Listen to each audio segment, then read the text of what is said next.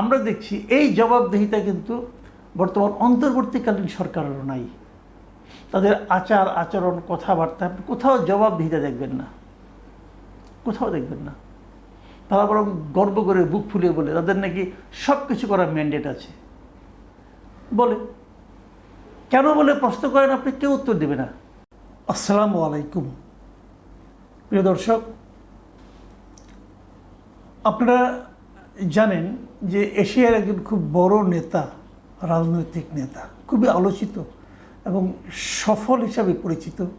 তিনি হচ্ছেন মালয়েশিয়ার সাবেক প্রধানমন্ত্রী ডক্টর মাহাথির মোহাম্মদ। ওনার অনেক বয়স হয়েছে, মাসখানেক পরে তার 100 বছর পূর্ণ হবে। এই বয়সেও উনি যথেষ্ট সুস্থ আছেন। সুস্থ আছেন মানে এখনও কাজ করেন। এবং ওনাকে জিজ্ঞাসা করা হয়েছিল যে আপনি এই সুস্থতা কিভাবে মেনটেন করেন। উনি বলেন যে আমি সবসময় কাজের মধ্যে থাকি এবং ওনার প্রত্যেকটা মানুষের তো অনেকগুলো অঙ্গ প্রত্যঙ্গ থাকে, অনেকগুলো চিন্তা থাকে, মানুষের ব্রেন থাকে। আমি যদি ব্রেনকে অকাজে করে রাখি তাহলে ব্রেনটা একসময় বুঝবে তার কাজ প্রয়োজন নাই। কাজে আমি সব অঙ্গগুলিকে কাজে লাগাই, ফলে তারা সজীব থাকে, সচল থাকে। আমিও এভাবে চলে আছি। তারপরেও ভদ্রলোক এই বয়সেও আমি দেখেছি কথাবার্তা যখন বলেন তখন কিন্তু বেশ টনটনি, আমি বলবো, মানে এই বয়সের ছাপ অতটা পড়েনি। আমরা বোধহয় ওনার সঙ্গে আমাদের বর্তমান প্রধান উপদেষ্টা ডক্টর মোহাম্মদ ইউনূসকেও তুলনা করতে পারি। এই কারণে ইউনূস সাহেবের অনেক বয়স হয়েছে, কিন্তু উনি কিন্তু দীর্ঘ অনেক বছর ধরে দেখবেন আপনি মানে অবসরে কখনোই ছিলেন না। এখন একটা সরকারি দায়িত্ব পেয়েছেন, হয়তো একটা দায়িত্ব নিয়ে আছেন, কিন্তু এর আগে ওনার গ্রামীণের বিভিন্ন দায়িত্ব নিয়ে ছিলেন উনি, এবং গ্রামীণের নানা রকম প্রকল্প নতুন নতুন চালু করতেন, সেগুলো নিয়ে থাকতেন। আবার সরকারের সঙ্গে লড়াই করতেন, মানে সরকার ওনাকে নানাভাবে অপদস্থ করার জন্য হেনস্থা করার চেষ্টা করতো হাসিনা সরকার। তারপরে উনি ফাইটও করেছেন, কিন্তু কখনো কিন্তু উনি ঝিমিয়ে পড়েননি, থেমে যাননি। যে কারণে ওনাকেও আমার কাছে ওনার বয়সের তুলনায় অনেক সচল মনে হয় এবং ভালো। এটা আমাদের জন্য খুব ইতিবাচক একটা বিষয়। কিছুদিন আগে ডক্টর ইউনূস যখন জাপান গিয়েছিলেন, সেখানে কিন্তু মাহাথির মোহাম্মদের সঙ্গে ওনার দেখা হয়েছিল এবং সেখানেও ডক্টর ইউনূসের সঙ্গে মাহাথির মোহাম্মদ বেশ সময় নিয়ে আলাপ করেছেন। এবং আমার মতো আরও অনেকেরই জানার ইচ্ছা হয়েছিল নিশ্চয়ই যে মাহাথির মোহাম্মদ কি ওনাকে কোনো পরামর্শ দিবেন যে কীভাবে দেশটা পরিচালনা করা যায়, কীভাবে বাংলাদেশটাকে ঐক্যবদ্ধভাবে সবার মধ্যে ঐক্য তৈরি করে সামনের দিকে অগ্রসর করা যায়। এরকম একটা ধারণা, প্রত্যাশা অনেকের মতো আমার মধ্যে ছিল। জানতে পেরেছি সেরকম কোনো পরামর্শ উনি ডক্টর ইউনূসকে দেননি। কেন দেননি সে কথা উনি উল্লেখ করেছেন। তিনি বলেছেন যে আসলে এটা দেওয়ার ক্ষমতাই আমার নাই। আমি মনে করি ওনার দেশ কীভাবে চলবে এটা বলার মতো যোগ্যতা আমার মধ্যে নাই। এটা আত্মোপলব্ধি, অতি উত্তম আত্মোপলব্ধি। কোথায় জানলাম এটা? জানলাম হলো যে সম্প্রতি এই মাহাথির মোহাম্মদের এই 100 বছর পূর্তি হতে যাচ্ছে, যে এই উপলক্ষে ওনার একটা ইন্টারভিউ করেছেন যুক্তরাজ্য ভিত্তিক সংবাদ মাধ্যম আইটিভির একজন প্রতিবেদক, তার নাম হলো মাহাথির পাশা। এই মাহাথির পাশা ওরা একটা ইন্টারভিউ করেছেন। সেই ইন্টারভিউতে উনি নানা বিষয় নিয়ে আলোচনা করেছেন, গাজা ইসরায়েলের যুদ্ধ, তারপর ডোনাল্ড ট্রাম্পের নীতি, তারপর বিভিন্ন বিষয়, এশিয়ার অনেক ঘটনা, বাংলাদেশ প্রসঙ্গ, এই যে বাংলাদেশের আসিয়ানে যুক্ত হওয়ার যে আকাঙ্ক্ষা, এগুলো নিয়ে আলোচনা করেছেন। সেই ইন্টারভিউটাও আমি অংশবিশেষ দেখলাম এবং সেই ইন্টারভিউর উপর ভিত্তি করে এই মাহাথির পাশাই আবার আমাদের অনলাইন একটা সংবাদ মাধ্যম বাংলাদেশে যেটা আছে bdnews24.com, সেই bdnews24.comকেও উনি এই সাক্ষাৎকারের উপর ভিত্তি করে একটা আর্টিকেল লিখে পাঠিয়েছেন। উনি bdnews24.com-এর সঙ্গে সম্পর্কিত ব্যক্তি এই মাহাথির পাশা। সেই আর্টিকেলটাও আমি পড়লাম, ওখানেই উনি অনেক কিছু বলেছেন। bdnews24.com এই নিউজটার যে শিরোনাম করেছে সেখানে হলো মাহাথির মোহাম্মদের কথা অনুযায়ী বলেছে যে হাসিনাকে উৎখাতের সেই ঐক্য বাংলাদেশে কই। মানে মাহাথির মোহাম্মদ একটু হতাশ হয়েছেন যে সবাই ঐক্যবদ্ধভাবে হাসিনাকে তাড়ানো তাড়ানো দেশের সব রাজনৈতিক দল, সাধারণ মানুষ, তারপর সেই ঐক্যটা টিকলো না কেন? এখন সবাই যার যার দিকে আল্লাহ আল্লাহ কথা বলছে কেন? এখনও কেন তারা ঐক্যবদ্ধভাবে ঠিক করতে পারছে না যে তারা কী ধরনের সরকার চায়? উনি কেবল এই প্রশ্নটাই করেছেন, উনি কোনো উত্তর দেননি। উনি কি বলেছেন সেটা আমি আপনাদেরকে একটু ওই বিডি নিউজ থেকে পড়ে শোনাচ্ছি। উনি দারিদ্র্য বিমোচনে প্রধান উপদেষ্টা মোহাম্মদ ইউনূসের কাজের প্রশংসা করলেও বাংলাদেশের বর্তমান রাজনৈতিক উত্তরণ পর্ব নিয়ে খুব বেশি আশাবাদী হতে পারছেন না। মানে যে উত্তরণ পর্বটা, সামনের দিকে এগিয়ে যাওয়ার, এই যে রাজনৈতিক একটা অচল অবস্থা এখন আছে, সেখান থেকে বেরিয়ে আসার জন্য কি করণীয়, সেই ব্যাপারে উনি খুব একটা আশাবাদী হতে পারছেন না। উনি ডক্টর ইউনূসের দারিদ্র্য বিমোচন কর্মসূচির প্রশংসা করেছেন। মানে দারিদ্র্য বিমোচন কর্মসূচিতে ডক্টর ইউনূস সফল, কিন্তু রাজনৈতিক অচলাবস্থা নিরসনে পুরো দেশকে অথবা রাজনৈতিক অঙ্গনকে অথবা দেশের জাতিকে যে একটা নতুন লক্ষ্যের দিকে উত্তরণ করা হবে, সেই ক্ষেত্রে ডক্টর ইউনূসের সাফল্য নিয়ে উনি সন্দিহান।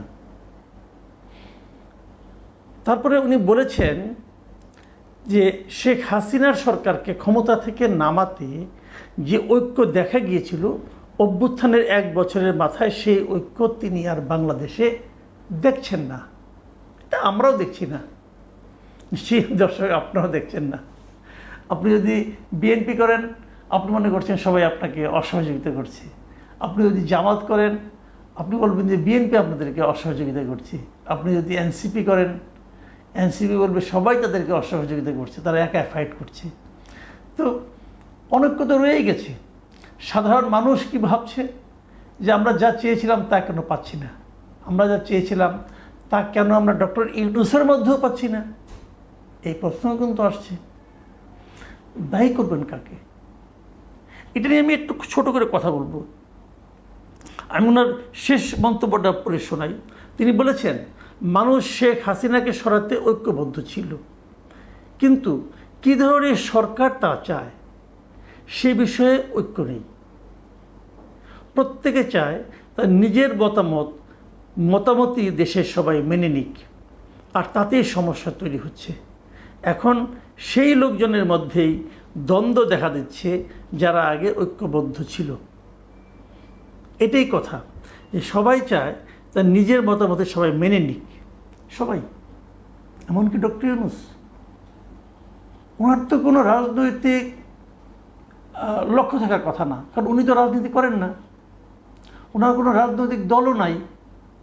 কিন্তু উনিও কিন্তু সবার সঙ্গে মিলে চলছেন না, বাট নিজের মতো নিজে একটা মত দিচ্ছেন আগে, সেই মতে সবাইকে মিলতে বলছেন। এটা কি এক হলো?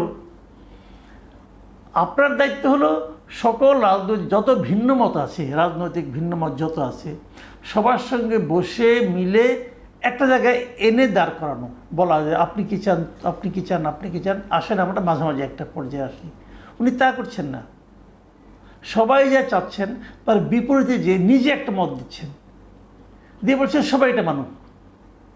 তো এটা কিন্তু ঐক্য প্রতিষ্ঠার কোনো সায়েন্টিফিক পদ্ধতি নয়। এই জন্য হয়তো ওনার ব্যাপারে খুব একটা আশাবাদী হতে পারছেন না এই মাহাথির মোহাম্মদ। তবে আমি এটা বলি আপনাদেরকে, মাহাথির মোহাম্মদের কথাকে আপ্তবাক্য মনে করার কোনো কারণ নাই। উনি যে সব জানতা সব জানেন তাও না, উনি নিজেও কি পেরেছিলেন। আমি একটা ছোট্ট উদাহরণ দিয়ে বলি। নাজিব রাজ্জাক সরকারকে যখন নামিয়ে দেওয়া হলো একটা সম্মিলিত আন্দোলনের মাধ্যমে, সেই আন্দোলনের মাধ্যমে কিন্তু এই আনোয়ার ইব্রাহিমদের সঙ্গে এই মাহাথির মোহাম্মদ ঐক্যবদ্ধ হয়ে আন্দোলন করে নাজিব রাজ্জাকের পতন ঘটিয়েছিলেন। আন্দোলন মানে ইলেকশনের মাধ্যমে পতন ঘটিয়েছিলেন। এবং তখন তারা একটা শর্তও ছিল যে নাজিব রাজ্জাক সরকারকে যদি তারা পরাজিত করতে পারে, তাহলে আনোয়ার ইব্রাহিম এবং মাহাথির মোহাম্মদের সম্মিলিত শক্তি তাহলে তারা ক্ষমতাটাকে ভাগাভাগি করে নেবে। প্রথম অর্ধেক মাহাথির মোহাম্মদ প্রধানমন্ত্রী হবেন, পরের অর্ধেকে উনি আনোয়ার ইব্রাহিমকে অথবা তার দলের কাউকে দায়িত্ব দিবে। মাহাথির মোহাম্মদ কিন্তু সেই কথাটা রাখেননি, এবং যা রাখেননি উনি বরং ভেঙে দিয়েছে, নানা রকম অজুহাত দেখা রয়েছে। তার আবার নতুন নির্বাচন হয়েছে, এখানেও মাহাথির মোহাম্মদ দাঁড়িয়েছিলেন, উনি ওনার আসন থেকে জামানত বাজেয়াপ্ত হয়ে গেছিল ওনার, এটাও ঠিক। কাজে কেন ঐক্য ধরে রাখা যায় না, এটা উনি নিজেও ওনার নিজের জীবন দিয়ে উনি বুঝিয়ে দিয়েছেন যে কেন উনি ঐক্য নষ্ট করতে পেরেছিলেন। উনি ঐক্য নষ্ট করার মাস্টার, এতে কোনো সন্দেহ নাই। বেসিক্যালি মাহাথির মোহাম্মদের অনেকটা ছিল আপনার একনায়কতান্ত্রিক শাসনের ব্যবস্থা আর কি হোক, তারপরেও উনি দেশের জন্য ভালো ছিলেন, দেশের উন্নতি করেছেন, অনেক কিছু করেছেন। আমি আমাদের প্রেক্ষিতটা বলি, ঘটনা হলো ওটাই যে সবাই তার তার মতো করে চায়, সবাই। এই চাওয়াটা তখন ছিল কি, তখন সবার চাওয়া এক জায়গায় মিলে গিয়েছিল। সেই মিলনটা ছিল কোথায়, যে হাসিনাকে সরাতে হবে। সেই চাওয়াটা একসঙ্গে মিলে যাওয়ার কারণে সবাইকে ঐক্যবদ্ধ মনে হয়েছিল।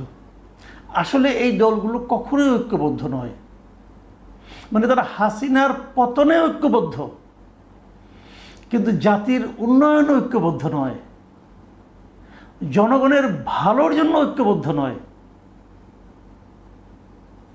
যে কারণে ঐক্য টেকেননি। জনগণের ভালো কিভাবে হবে, এ দেশ কিভাবে সামনের দিকে অগ্রসর হবে, এ ব্যাপারে সব দলেরই নিজস্ব নিজ নিজ চিন্তাভাবনা আছে, এবং সেই চিন্তাভাবনা যদি জিজ্ঞাসা করেন এদেরকে, সবাই বলবে আমার দল ক্ষমতায় গেলেই দেশের উন্নতি হবে, মানে আমার দল আগে ক্ষমতায় যেতে হবে, তারপরে দেশের উন্নতি হবে। আর আমরা যারা অসহায় জনগণ, আমরা জানি যে তার দলটা ক্ষমতায় গেলে তাদের উন্নতি হবে, আমাদের কিছু হবে না। বাংলাদেশে গত 52 বছরে আমরা দেখেছি, 53 বছরে আমরা দেখেছি যে দল ক্ষমতায় যায় তাদের উন্নতি হয়, সাধারণ মানুষের উন্নতি হয় না। সাধারণ মানুষ এটা ভাবেও না, ভাবে না কেন জানে, ভেবে কোনো লাভ নাই। সাধারণ মানুষ কী চায়, সাধারণ মানুষ চায় যে আমি যেন, তুমি যদি যে কথা বলে ক্ষমতায় গেলে, তুমি যদি ক্ষমতায় যাওয়ার পর সেই কাজটা না করতে পারো, আমি যেন তোমাকে 5 বছর পর ক্ষমতা থেকে সরিয়ে দেওয়ার ক্ষমতাটা রাখি। মানে একটা যেন নির্বাচন হয়, অবাধ সুষ্ঠু নির্বাচন, যে নির্বাচন যদি ম্যাক্সিমাম জনগণ চায় আমি তোমাকে সরাতে পারি। এই যে জবাবদিহিতা, এই জিনিসটাই বাংলাদেশের মানুষ চায়। বাংলাদেশের মানুষের সবচেয়ে অপছন্দ হলো জবাবদিহিতা না থাকা। তারা হাসিনার বিরুদ্ধে কিন্তু উত্তেজিত হয়েছিল, হাসিনার বিরুদ্ধে খেপেছিল, কিন্তু এই কারণেই যে হাসিনা সরকারের কোনো জবাবদিহিতা ছিল না। তার যা ইচ্ছা সে তাই করত, কেউ কিছু বলতে পারতো না। কিছু বললেই বলতে দেশটা আমার বাবা বানিয়েছে, আমি মানে আমার বাবার দেশ হতো। এবং আমরা দেখছি এই জবাবদিহিতা কিন্তু বর্তমান অন্তর্বর্তীকালীন সরকারেরও নাই। তাদের আচার আচরণ কথাবার্তা কোথাও জবাবদিহিতা দেখবেন না, কোথাও দেখবেন না। তারা বরং গর্ব করে বুক ফুলিয়ে বলে তাদের নাকি সব কিছু করার ম্যান্ডেট আছে বলে। কেন বলে প্রশ্ন করেন আপনি, কেউ উত্তর দেবে না। তার মানে তারা আমাকে আপনাকে জবাবদিহি করতে রাজিই না, তারা আমাকে আপনাকে মানুষই মনে করে না। তারা মনে করে তারাই সব, তারা দয়া করে যা দিবে সেটা পেয়ে আমরা ধন্য হব, খুশি হব। নতুন যারা আসতে চায় তারা কি চায় জানি না, আমরা চাই যে যেন আমরা নির্বাচনটা ঠিকঠাক মতো পাই। আমরা চাই আমরা তোমাকে নির্বাচিত করব, তোমার যদি আমি ভালো না পাই তোমাকে আমি সরিয়ে দেব, সেটা নির্বাচনের মাধ্যমে। এই জবাবদিহিতা যতক্ষণ পর্যন্ত না হবে ততক্ষণ পর্যন্ত কিন্তু আপনি দেশ এবং জাতির উন্নয়ন করতে পারবেন না। আমি মাহাথির মোহাম্মদের আরেকটা কথা বলে আলোচনা শেষ করব। আজ থেকে কয়েক বছর আগে 2016-র দিকে এই মাহাথির মোহাম্মদ একটা ইন্টারভিউ দিয়েছিলেন বাংলাদেশি এক সাংবাদিককে। সেটা আমাদের এখানে তখনকার পত্রপত্রিকা প্রকাশিত হয়েছিল। 2016 সালে সেই ইন্টারভিউটা যে প্রকাশিত হয়েছিল, সেটা শিরোনাম ছিল এরকম যে বাংলাদেশে রাজনীতি বেশি, উন্নয়ন কম। উনি বলেছিলেন, উনি এ কথাটা বলেছিলেন যে আমি দেখেছি বাংলাদেশে রাজনীতি বেশি, উন্নয়নমূলক কর্মকাণ্ডের দিকে মনোযোগ কম। একই সময়ে অবশ্যই আপনি যদি রাজনীতি এবং দেশ কারা শাসন করছে তা নিয়ে অনেক বেশি উদ্বিগ্ন থাকেন, তবে অর্থনীতি ভুগবে। এটা যদি আপনি এখন শুনেন, আপনার কি মনে হবে না যে ওই সময়ে শেখ হাসিনা একটা কথা বলতো না যে গণতন্ত্র দিয়ে কী হবে, উন্নয়ন দরকার? তার পক্ষে এই ভদ্রলোক কথা বলছে। কাজেই বিখ্যাত মানুষের সব কথা গুরুত্ব না দিলেও চলে। প্রিয় দর্শক, এখন এই পর্যন্তই। আল্লাহ হাফেজ।